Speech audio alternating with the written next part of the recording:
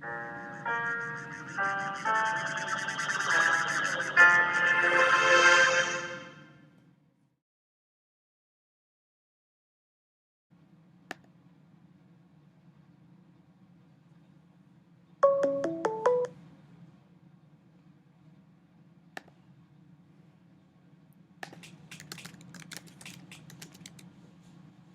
Alex. Hey, Jen. How are you doing? Good, thanks. Yeah. So we're gonna try and have a dialogue here about CyberPlace, right? Yeah. I've been thinking about CyberPlace, and particularly as the reading I've been exploring has been looking at notions of place. It's Radhika Ghazala's article, Sari Trails. So I've been thinking about CyberPlace and how it's potentially a site and a set of behaviors that embrace this notion of becoming and that it's kind of you're displaced. Like right now, here we are interacting in this space that we've created, but yet, anyway, we're not actually anywhere together. Mm-hmm. Or are we? I don't know. So what I did actually a couple of days ago in thinking about this is I took this little laptop here and I went for a walk. So I made some little videos with this laptop, and I made some videos, and I'm just going to post this on the side here, and I think you're going to be able to play them. Yeah, I already Whoops. have. Oh, no. Sorry, just a second. I pressed the wrong button. Here we go. There we go. Great. Okay, yeah. Okay, great. Your Vimeo account. So I'm just going to go. I already have it pulled up. I have a lot of your videos already here. If you don't mind just speaking a bit about them as I play them? Sure. I mean, they'll play in the background. I didn't really have my narrative. I'm not making art here. I just wanted to explore this experience kind of in a performative sense of what it would feel like for me, or what the outcome would be with the experience of these videos. And I actually have never filmed anything on my laptop before, so I was kind of learning as I went in terms of I'm not that tech savvy at all. So in terms of the interface and playing around with it a little bit, and then just learning kind of be there in the video while it was happening. There was one point, maybe just a couple minutes in, where I'm waiting for the streetcar on Dundas and McCall in front of the AGO, the Art Gallery of Ontario. And now usually when I'm out in public, I'm pretty in Toronto and downtown. I kind of keep to myself. I'm not necessarily one to talk to strangers. But there was something different about this interaction I was in this little streetcar stop, and this woman started to engage with me about what was happening in the street and the day, and I found I was somehow more open, and so we had a great conversation. So that's documented in the videos as well. Her name was Sherry, lovely lady.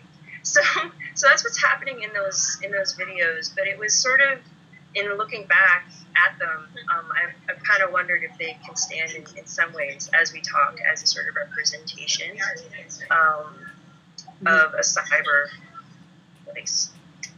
And the fact that this was a productive action on my part, I know that you're interested in talking about labor, so I wondered if you want to talk about the conditions of labor in a digital platform.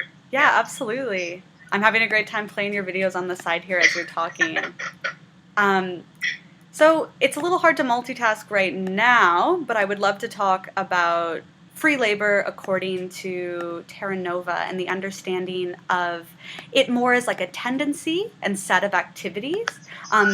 Despite that we're sort of really embedded in late capitalism, and we can't help but have a lot of the effects continue to influence us, including the corporatization of different sort of media websites online, advertisements that go on, and the way in which social media sites also sell our information, our private information, to better advertise to us. In many ways, free labor refers to the idea of like what we're doing as individuals online, whether it's just scrolling a web page, producing blog content, being on Facebook. It's really sort of like any time that an individual takes and puts online. Taking a cultural Marxist view towards the internet can be a really productive way of understanding how we participate, yet we're the only sort of like fruits of our labor is the value that we impose on the space itself, or the places that we constantly visit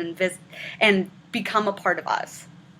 Yeah. The article I've been reading, like Gajale, is talking about labor indirectly. Well, labor as being productive of the site for becoming. And she positions us on a spectrum. She's really enacting a binary sort of structure for the purposes of looking at the space between, and kind of like looking at the global and the local as one end, which is kind of meta because it's another binary, but the global and the local as a one spectrum of how we engage with an online place and an offline place. And then on the other end of the spectrum, she talks about a digital diaspora, meaning that we engage for the reasons of shared interest, cultural reasons, like whatever it is that creates these communities. And so, somewhere in between is, I think, where our CyberPlace, is. That's the site of the CyberPlace. Yeah, and I'd love to talk about those communities because Terra Nova is really sort of invested in understanding the idea of collective intelligence and knowledge laborers. And in many ways, these sort of like collective intelligentsia, if you could call it that, are individuals who are online that are really invested in collaborating to create more and more knowledge on a subject that is of particular interest. So these sort of knowledge workers are based in this idea of like open collaboration, and these structures online that really encourage that with the commenting and the sharing information. Yeah, this relation and presence, in a kind of collective sense, like that this is a process. And that is what it is. There is no end to a process. It just continues to go. And looking at different sort of schools of thought also on a site of resistance, moving away from a Cartesian model and more towards a thought that queers these ideas,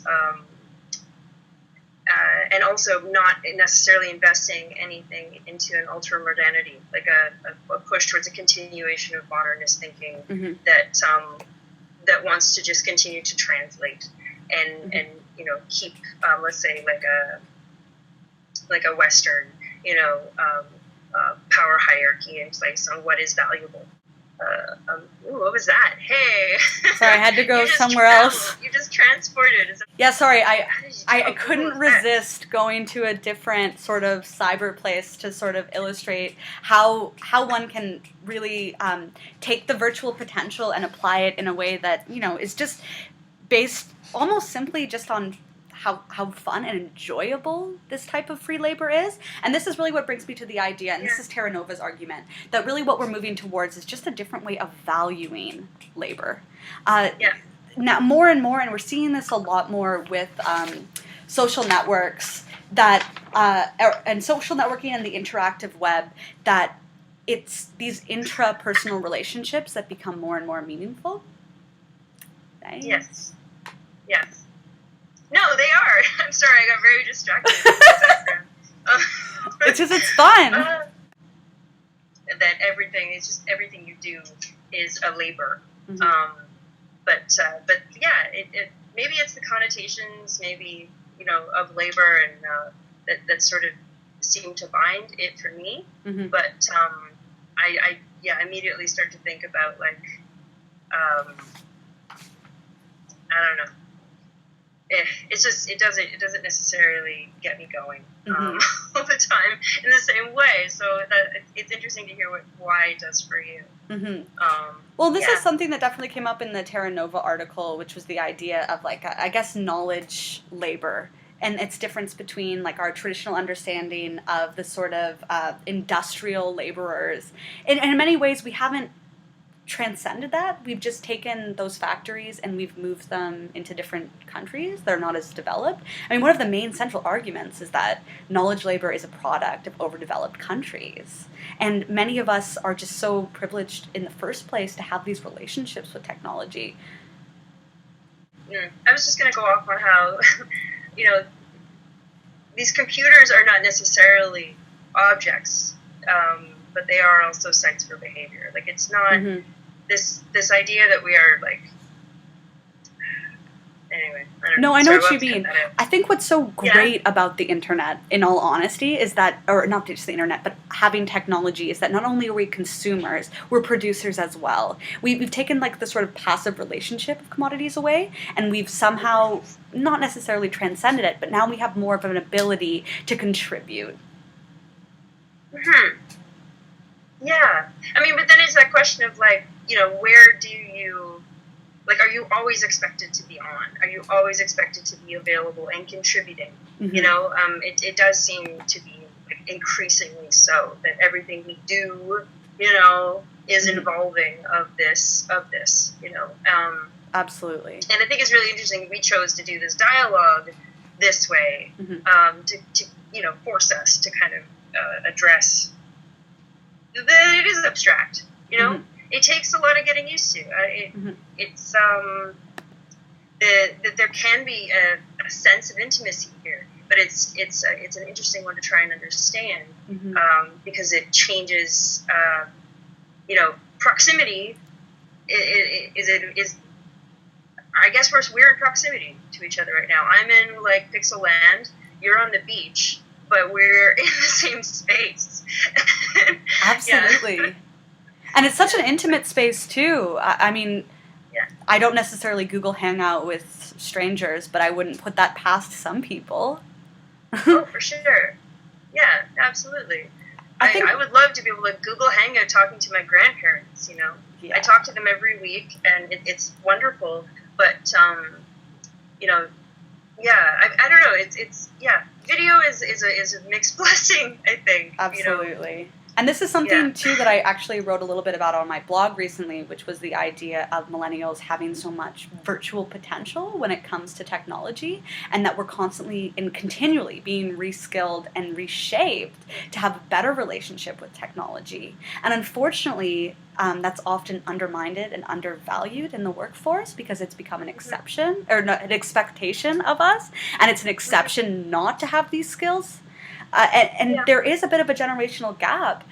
And, I mean, in so many ways, I wish it could be resolved and we could all just have, like, a beautiful virtual fantasy realized. But I don't know if I see that happening. Yeah, it's weird, right? Like, there are new sets of problems. Like, really new sets of problems. Like, access to the internet is considered, by many, as a human right now, and... So for those who don't have it, like, what do they miss out on? What is it that we are learning, let's say maybe, that we're learning, that, or what we're getting to experience here, what is giving us that everyone needs to benefit from? Yeah, well, it was great talking to you. Yeah, you too. I guess I'll see you in class. Yeah, or I'll see you online. Probably faster, probably sooner. Yeah, online, maybe probably before. Yeah, on Facebook. All right. Peace out. Bye. Bye.